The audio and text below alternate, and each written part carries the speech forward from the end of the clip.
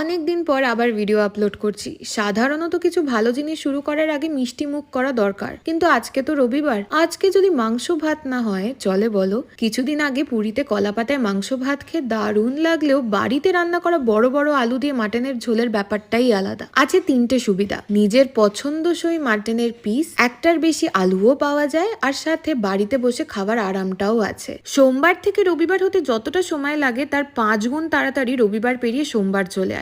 বোঝারই সময় থাকে না যে একদিন ছুটি আছে হাতে। এই দুঃখের একটাই উপায়, রবিবার জমিয়ে খাওয়া দাওয়া করা। হ্যাঁ, অন্যদের অন্যরকম চিন্তাধারা থাকতেই পারে, কিন্তু আমার তো একটা কমফোর্টেবল ঢিলা ঢালা জামা পরে বাবু হয়ে বসে গরম গরম ধোয়া ওঠা ভাত দিয়ে মাংসের ঝোলটা কবজি ডুবিয়ে খাওয়াটাই যেন যথেষ্ট সোমবারের দুঃখ মেটানোর জন্য।